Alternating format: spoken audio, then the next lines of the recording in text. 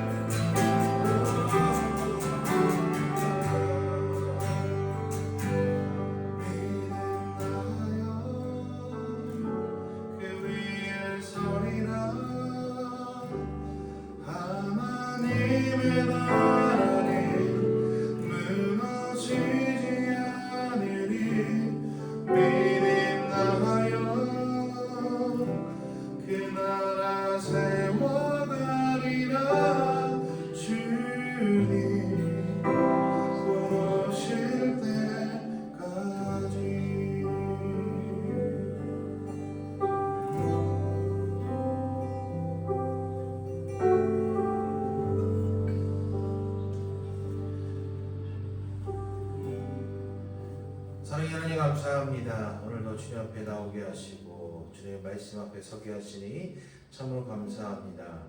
우리의 신앙의 고백처럼 믿음 다하여 그 믿음 위에 서서 반석 위에 세우신 주님의 교회가 주님을 경배하고 찬양합니다. 오늘 이 예배가 온전히 주님께 드려지는 귀한 예배 되게 하여 주시옵고 또 우리가 고백한 것처럼 하나님의 나라는 무너지지 않습니다. 하나님의 나라는 무너지지 않습니다. 나는 이 고백이 우리 삶 가운데 드러날 수 있도록 인도하여 주시옵소서. 주님 오시는 그날까지 믿음 잃지 않고 마라나타의 신앙을 가지고 이 땅 가운데 승리하는 삶을 살 수 있도록 인도하여 주시옵소서.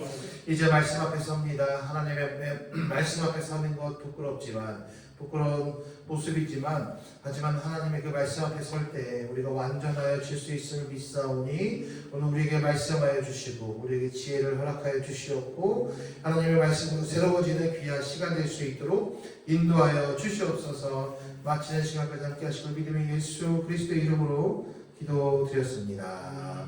아멘.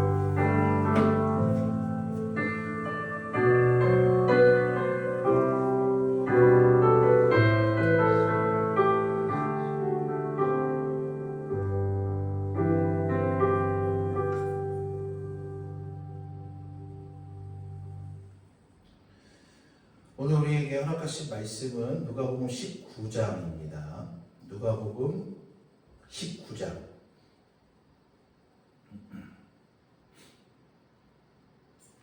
37절에서 44절까지의 말씀입니다.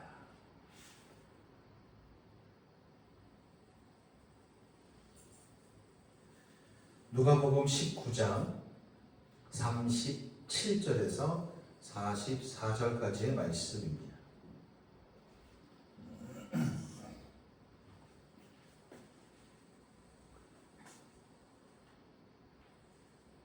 우리 교독하도록 하겠습니다.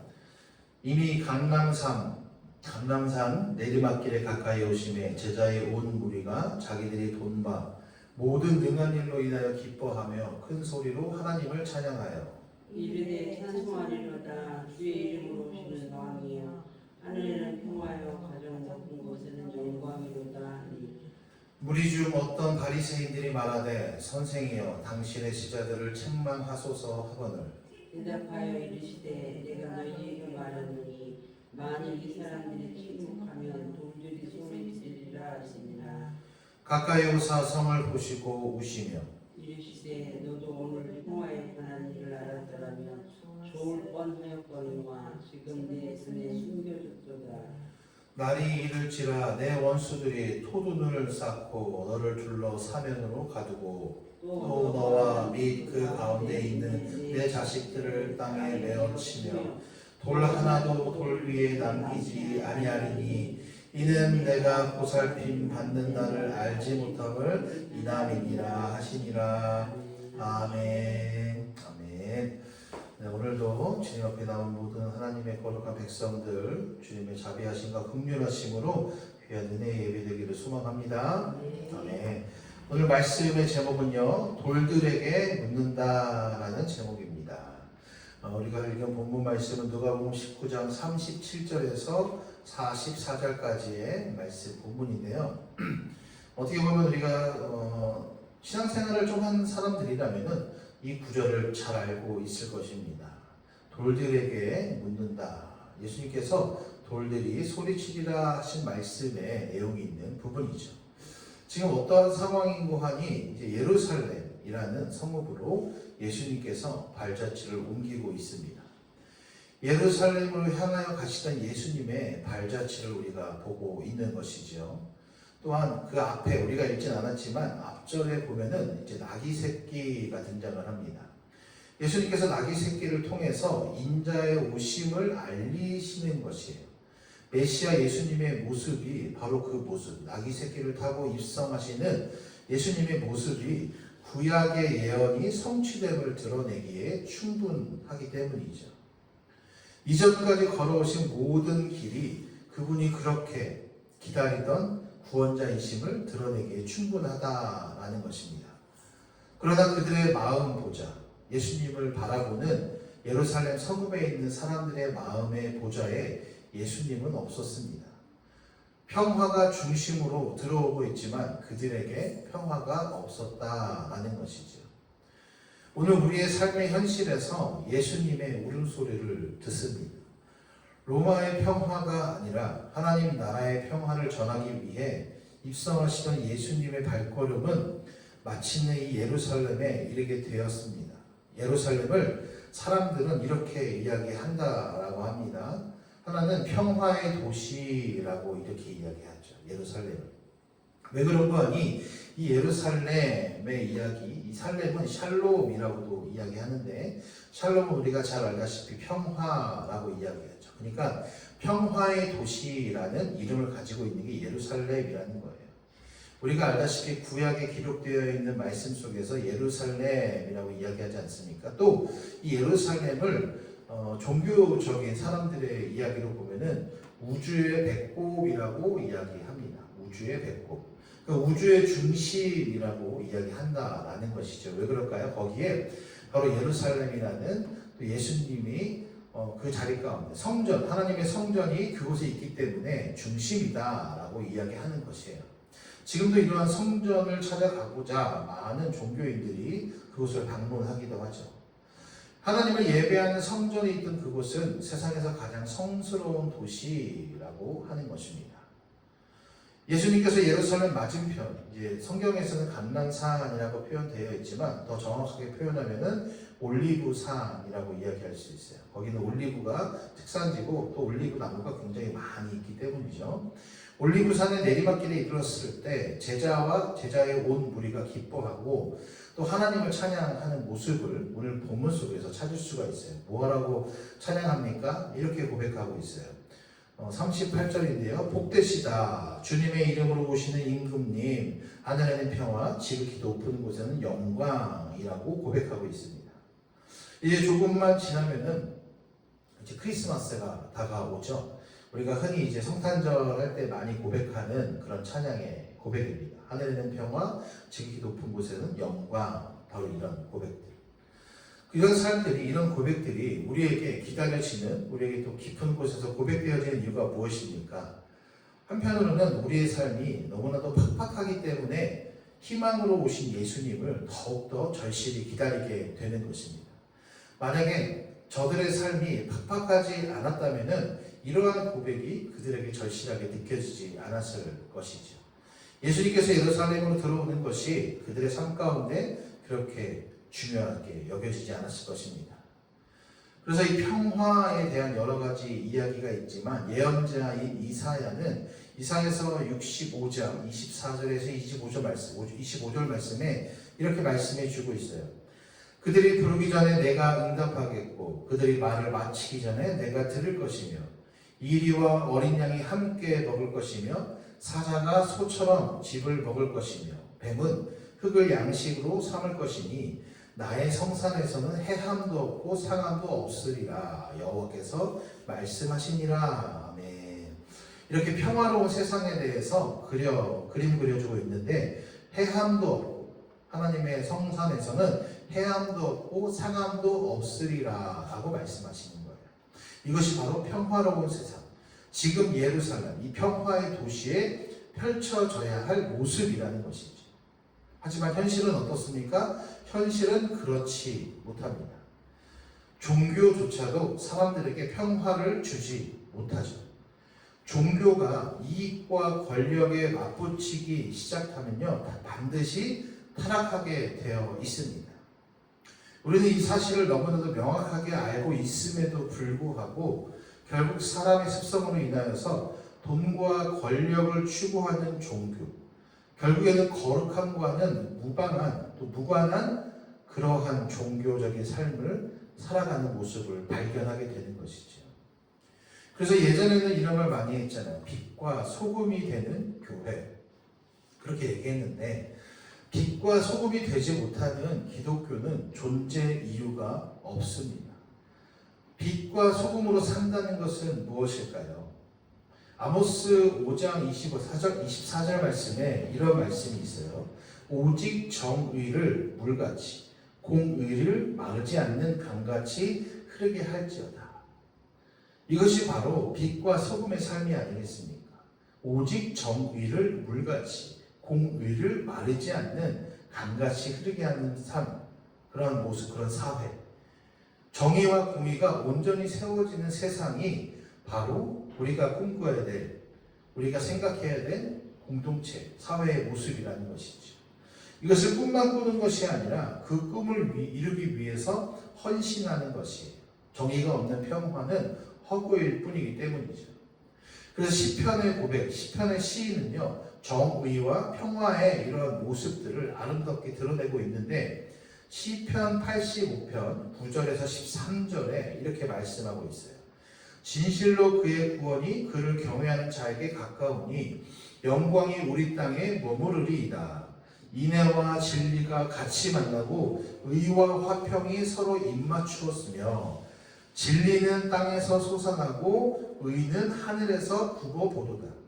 여호와께서 좋은 것을 주시리니 우리 땅에 그 산물을 내리로다. 의가 주의 앞에 앞서가며 주의 길을 닦으리로다 라고 고백하고 있는 것이죠. 찬양하면서 경배하면서 예수님을 맞았던 이들은 이런 평화로운 세상이 열리기를 염원했을 것입니다. 그런데 이 무리 가운데 있던 바리새파 사람들은 예수님께 이렇게 이야기하는 거예요. 왜 저들을 꾸짖지 않느냐라고 항의하고 있는 것이죠. 그러니까 예수님을 메시아로 인정하지 않기 때문에 예수님을 찬양하는 그런 사람들을 향하여서 왜 허위, 왜 거짓된 모습을 뭐라 하지 않습니까? 랍비 예수로서 저것들에 대해서 가르쳐 줘야 되지 않습니까? 라고 항의하고 있는 거예요. 그럼 주님께서 이 바리새파 사람들의 항의에 이렇게 대답하시는 거예요. 주님은 이 사람들이 잠잠하면 돌들이 소리를 지를 것이다 라고 말씀하시는 것이죠. 사실 사람들이 부른 노래는 평화 없는 세상, 정의가 실종된 세상에서 사람 대접받고 살지 못하는 사람들, 곧 돌멩이 같은 사람들의 간절한 소망이 담겨 있었죠. 그것을 돌들의 노래다라고 고백하는 것도 틀린 말은 아닐 것입니다. 그런데 우리는 이러한 말씀, 이 돌들이 소리 지르리라 라는 이 구절을 보면서 좀 다르게 생각할 때가 있죠. 돌들이 소리 지르리라 라는 말씀은요, 이 하박국의 말씀을 근거로 하신 예수님의 말씀인데 하박국 2장 11절 말씀에 이렇게 고백하고 있습니다. 담에서 돌이 부르짖고 집에서 들보가 응답하리라 라는 말씀이 있어요. 한마디로 이 사람들이 침묵하면은 돌들이 소리 지르리라 하신 말씀은 절대적인 주권자의 오심을 인정하지 않을 수 없다라는 말씀이죠. 메시아의 오심은 사람들의 생각과 계산으로 막을 수 없다는 것을 말씀해 주는 거예요. 그러니까 예수님의 재림이나 또 예수님의 이 초림이나 이러한 일들은 사람이 막을 수가 없다라는 것을 가르쳐 주고 있는 것이다라는 거예요. 그렇다면 예수 그리스도가 우리에게 절대적인 주권자 되심을 고백하십니까? 라는 그런 질문이 우리에게 던져지는 것이죠.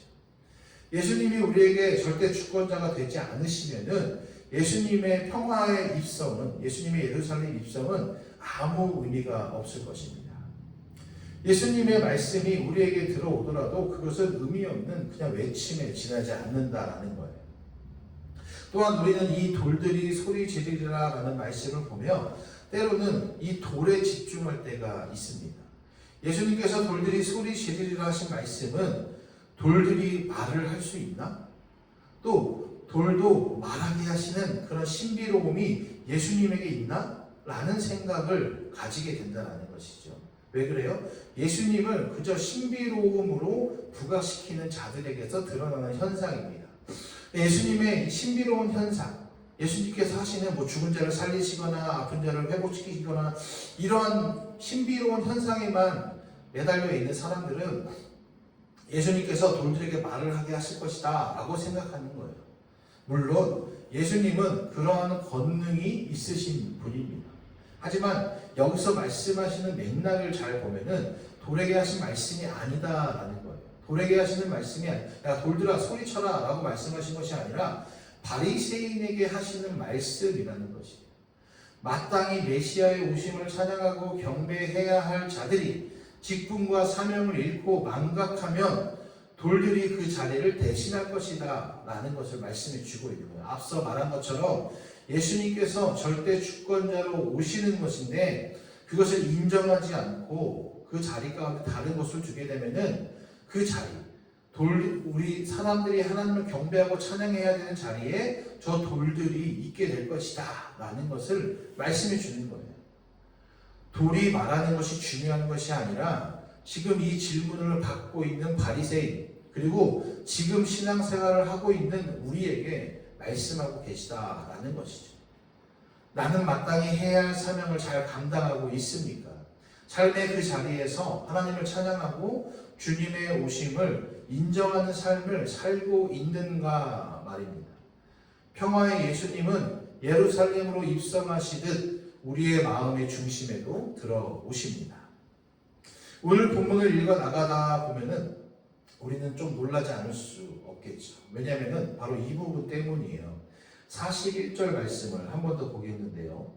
이렇게 기록되어 있어요. 가까이 오사 성을 보시고 우시며 라고 말씀하십니다.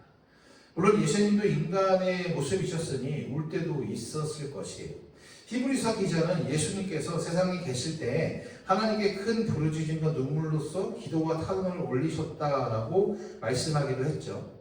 근데 복음서는 예수님의 이 눈물, 예수님의 울음을 두 번 기록하고 있습니다.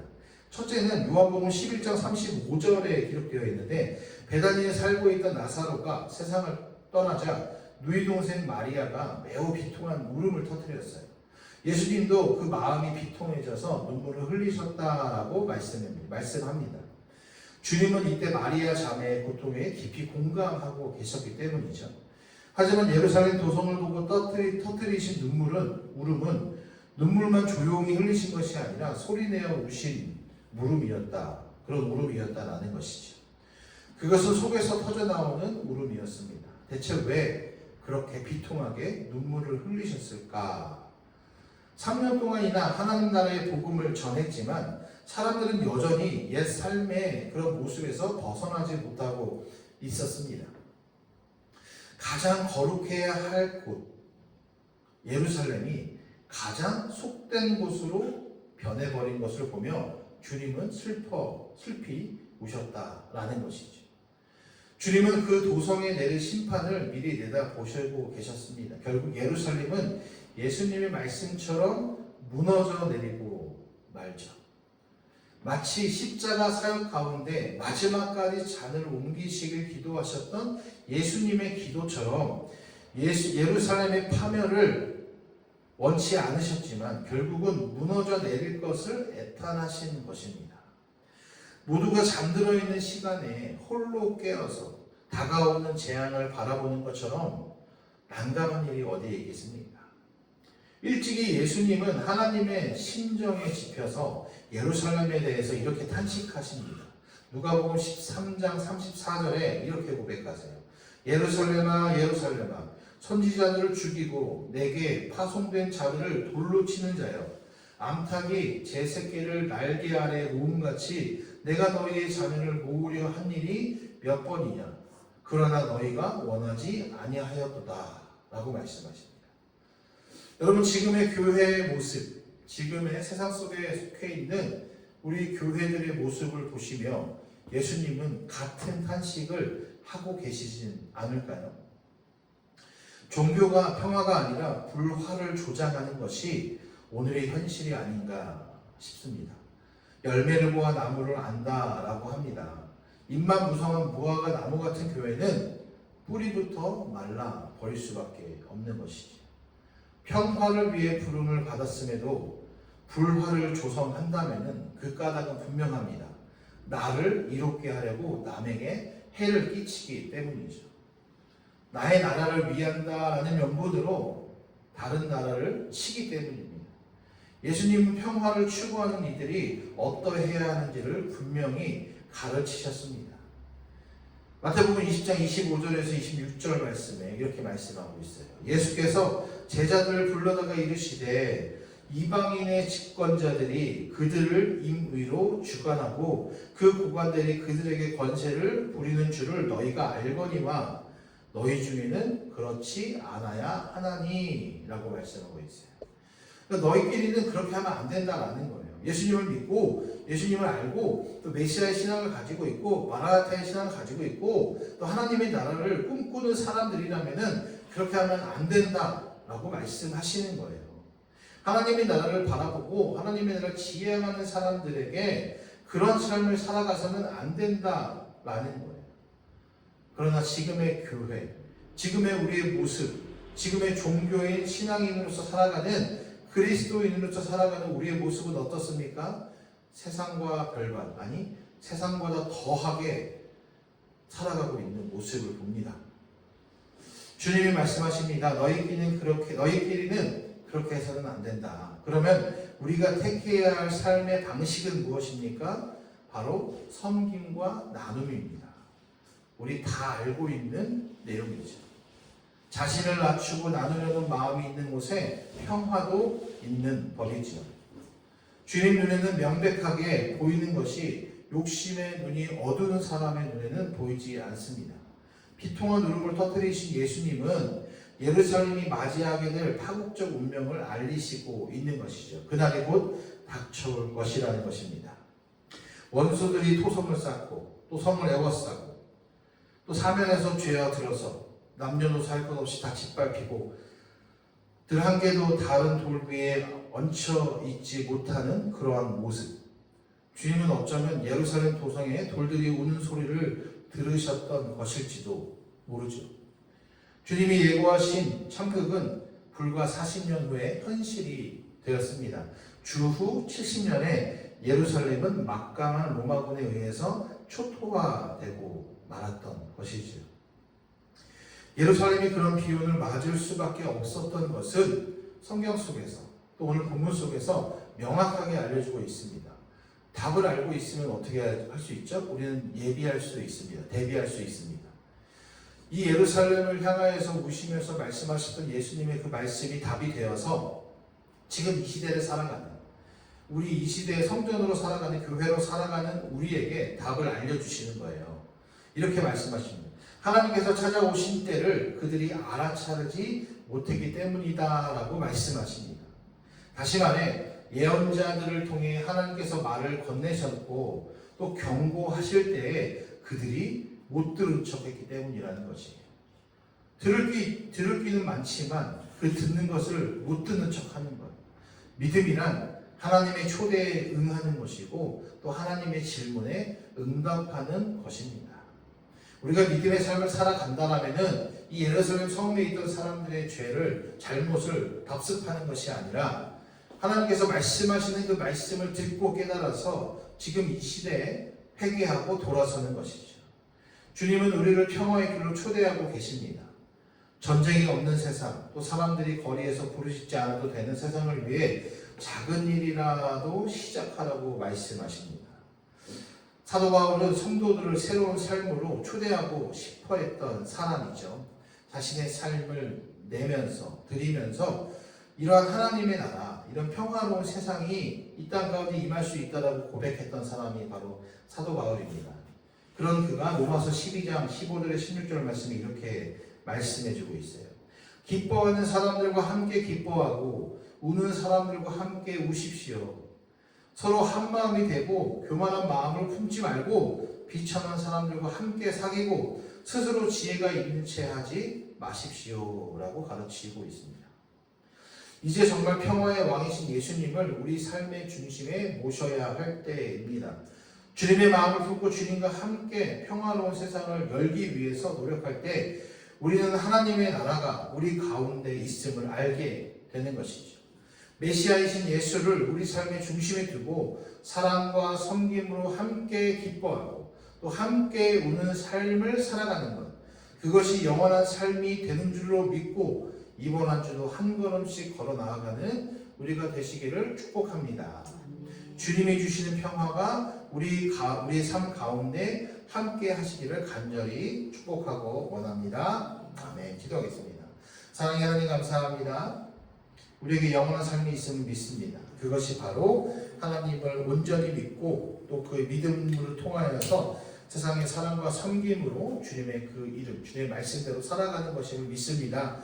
우리 안에 함께 하시고 여전히 살아계시고 또 우리에게 평화로우신 예수 그리스도의 그 믿음, 예수 그리스도의 그 사랑을 깨달으며 살아가는 귀한 성도들 될 수 있도록 주여 인도하여 주시옵소서.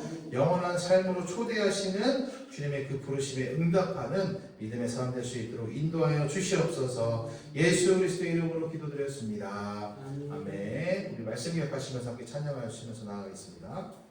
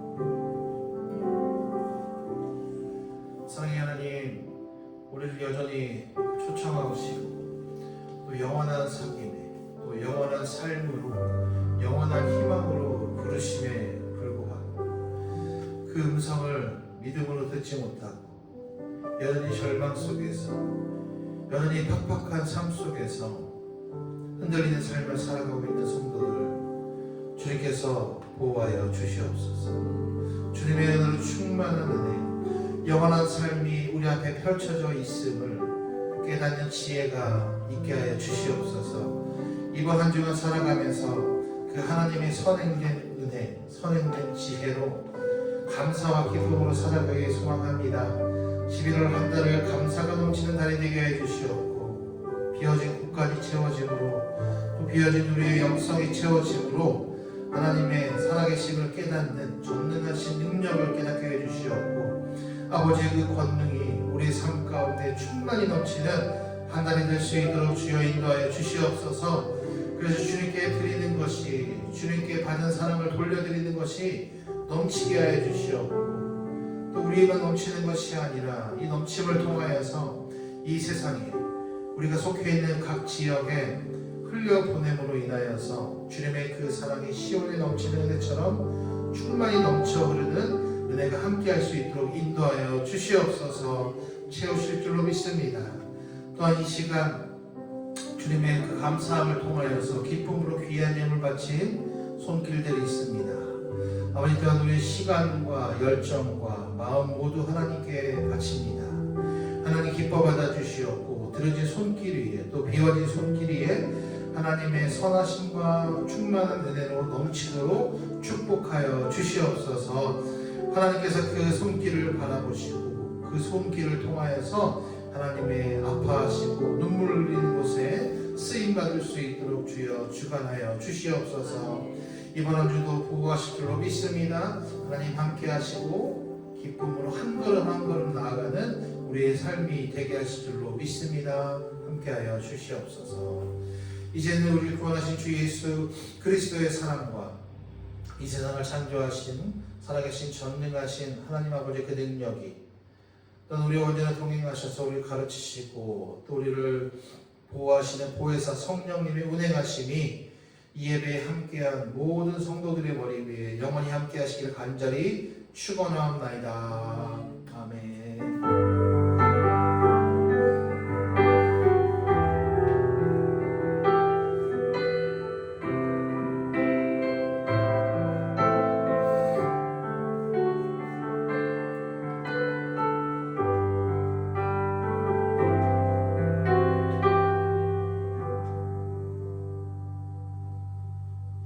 우리를 받으시 하나님께 영광을 드리겠습니다.